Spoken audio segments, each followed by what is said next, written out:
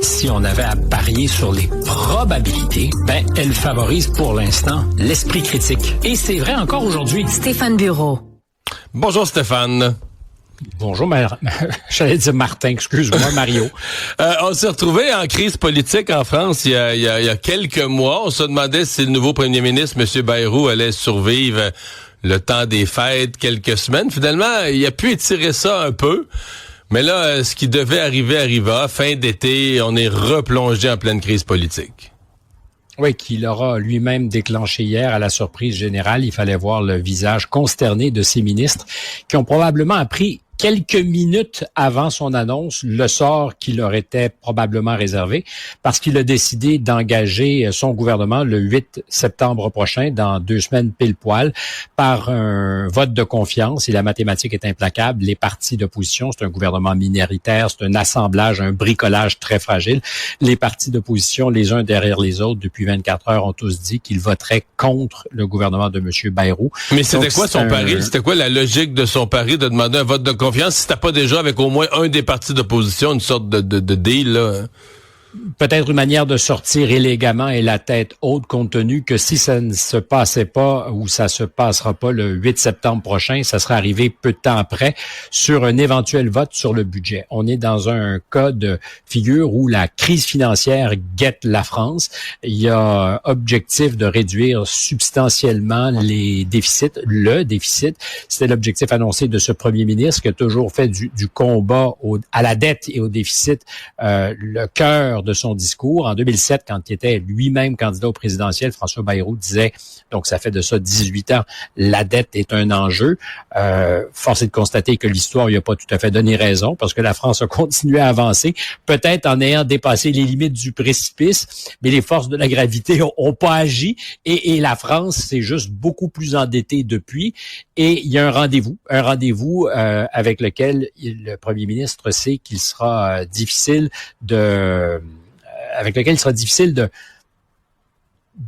composer dans le succès. C'est-à-dire que tout le monde est conscient des enjeux, mais personne ne veut appliquer de solutions, des solutions qui vont faire mal aux électeurs, vont faire mal aux Français. Il avait donné la mesure de ce qui les guette en juillet dernier, 44 milliards de réduction de dépenses, des augmentations aussi des impôts, mais dans de moindres proportions. C'est un truc qu'on a connu au Canada dans les années 90, et tu parlais d'instabilité. C'est pas nouveau.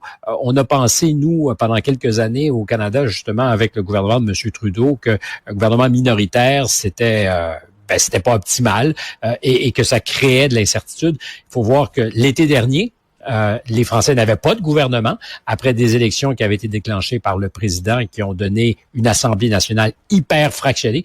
Pas de gouvernement pendant les Olympiques. Ça a été, en fait, un gouvernement de transition. Monsieur Barnier a été nommé en septembre dernier. Il aura tenu 3 mois. Tu parlais de Bayrou, son pari, on disait, c'est de faire plus. Lui, il en a fait quoi, 8? On est à peine à 8 mois. Et le 8 septembre, ce qui risque d'arriver, c'est qu'il va être défait. Alors, évidemment, le président pourrait immédiatement lui demander de revenir aux affaires, ce qu'il ne fera certainement pas, ça ne peut pas être son intention. Lui doit, j'imagine, se dégager de la marge pour un éventuel rendez-vous politique pour lui. C'est-à-dire qu'il pourra dire, j'ai tout essayé. C'est l'exercice de pédagogie, dit-il depuis des mois, convaincre les Français qu'il y a une crise grave qui les guette. Apparemment, ni l'opposition, ni même son bloc y croit suffisamment pour l'appuyer dans sa démarche de cure minceur qui, si elle n'est pas appliquée par Bayrou, va être appliquée par quelqu'un d'autre. On parle de l'Europe qui pourrait s'en mêler, la Banque centrale, mais aussi de l'arrivée du Fonds monétaire international qui pourrait, lui, imposer ce régime d'austérité. Puis derrière ça, c'est une crise financière. Les marchés hier ont un petit peu dévissé à l'annonce par le premier ministre de son intention. 1,5%. Ce matin, le CAC 40, encore une fois, est un peu en berne. Et je voyais qu'aux États-Unis, on se pose des questions. C'est rare que l'actualité française intéresse les marchés financiers américains. Mais dans le fond, si j'avais à résumer ça simplement, pour ceux qui nous écoutent, est-ce que la France pourrait devenir la prochaine Grèce? Il y a beaucoup de gens qui pensent que c'est possible et que ça a un effet de contagion sur les marchés financiers. Mais c'est-à-dire que dans une situation comme ça où tu as besoin de courage politique, de quelqu'un qui a une colonne, qui redresse les finances, c'est la pire chose de plus avoir de gouvernement stable. Dans le fond, tu peux mettre n'importe qui comme premier ministre. Quand il arrive à faire les colonnes de chiffres et essayer de faire un budget, il est mort. Là, puis l'opposition, je comprends bien que les partis d'opposition, personne veut se salir les mains.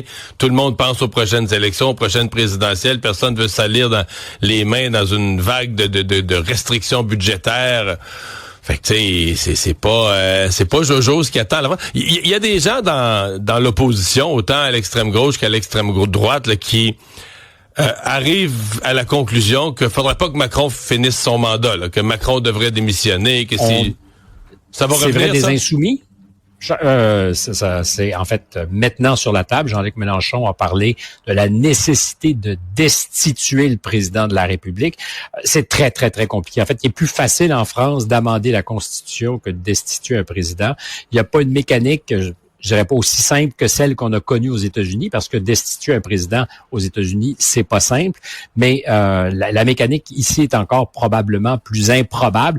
Donc, Emmanuel Macron est pas menacé, mais il y a de plus en plus de partis qui disent, est-ce qu'on va attendre pour les 2 prochaines années, les bras croisés, le prochain rendez-vous présidentiel, parce que c'est toujours le président qui invite quelqu'un à former le gouvernement. Et là, clairement, il y a des impasses répétées et ça coûte cher. L'instabilité, ça se calcule en coûts concrets.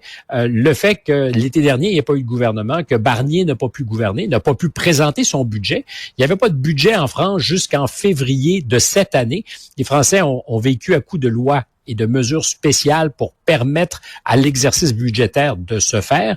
Mais il y a un coût d'opportunité. La croissance, elle est vraiment très faible en France et on calcule ce que ça peut coûter 0,2, 0,3, 0,4% de croissance économique que cette incertitude, parce que les entreprises se retiennent, dépensent pas, les ménages font pareil, attendent. Alors, dans les faits, il y a en ce moment une espèce de position généralisée où tout le monde se dit, dans l'incertitude, on se retient. Et on pourrait dire, en quoi ça nous intéresse? On est au Québec. Ben, ça nous intéresse parce que les marchés financiers dans le monde, ils sont corrélés. Alors, je suis pas en train de dire qu'il y a une crise qui va s'initier ou qui commence ici et qui va avoir un effet de contagion partout, mais c'est pas un petit acteur que la France sur le marché de la dette mondiale. Non, parce que si arrivait à la France qui est arrivé à la Grèce, tu sais, la Grèce avait pas de poids à l'échelle planétaire, là. Tu sais, c'était un problème exact. En Grèce. Bon, peut-être ça débordait en Europe. La France, c'est un gros joueur dans le monde quand même, là. C'est pas un pays de la même dimension, là. Avec une variable importante et parce que les dindons de la farce, ce sont toujours les contribuables. Et en France, contrairement à la Grèce, le service de l'impôt est super efficace. C'est ce qui rassure évidemment ceux qui prêtent de l'argent. On est capable d'aller essorer les contribuables qui sont parmi les plus taxés du monde occidental. Alors, la solution, dans le fond, c'est si on s'entend pas, on est au moins certain qu'on est capable de faire payer les Français. Et c'est peut-être la seule chose qui, pour l'instant, devrait nous rassurer. Mais quand on paye ses impôts ici, c'est pas rassurant du tout. Il y a M. Carney qui est en Europe, est passé par Kiev.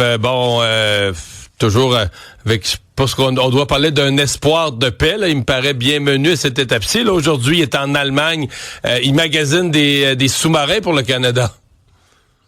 Il magasine des sous-marins pour Canada, peut-être pour ne pas les acheter aux Américains, parce que c'est un peu je dirais la formule de M. Carney depuis quelques mois, dire que c'est pas smart que d'acheter 100% américain, 75% plus ou moins du budget de la défense canadien quand vient le temps d'acheter de l'équipement. 75% est investi aux États-Unis. Or, on a compris lorsqu'il s'est rendu à Kiev que pour l'essentiel de l'aide canadienne à l'Ukraine, c'est de l'aide pour des armements qui vont être achetés aux Américains. Très bonne nouvelle pour l'oncle Sam, pour Donald Trump.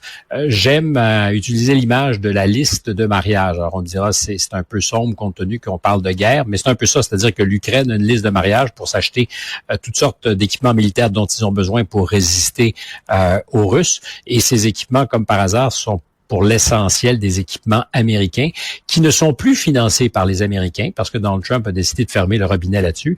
C'est les Européens qui en font les frais et les Canadiens, donc qui, sur la liste de mariage, vont chercher des petits bouts de missiles, des obus et autres choses, des drones pour satisfaire l'appétit évident des Ukrainiens qui, sans cette aide, probablement ne seraient pas capables de tenir tête aux Russes. Et c'est ce qui s'est passé, c'est ce qu'on voit.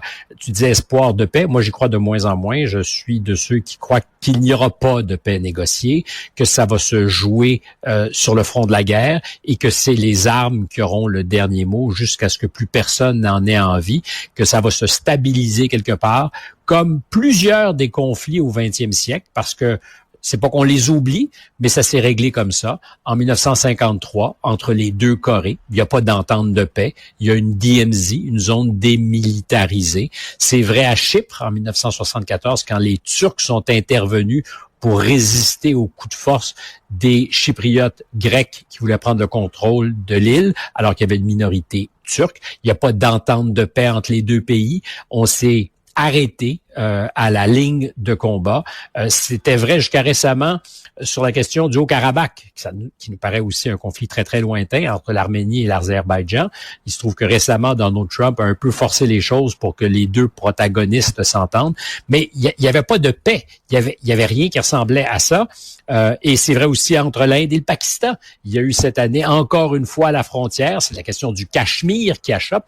Les deux voisins ennemis ont un contentieux. Il n'y a pas d'entente de paix, mais on s'est arrêté là où la puissance des armes est arrivée à bout de souffle ou à bout de son souffle. Et c'est, je pense aujourd'hui, c'est ce que j'intuitionne qui va se passer en Ukraine. À un moment donné, on dit, bon, ben, on est arrivé au bout de nos efforts. Ça se stabilise, mais ça sera pas pour autant une entente de paix. À suivre. Merci Stéphane. À demain. À suivre, en effet. C'est le début. Bye bye.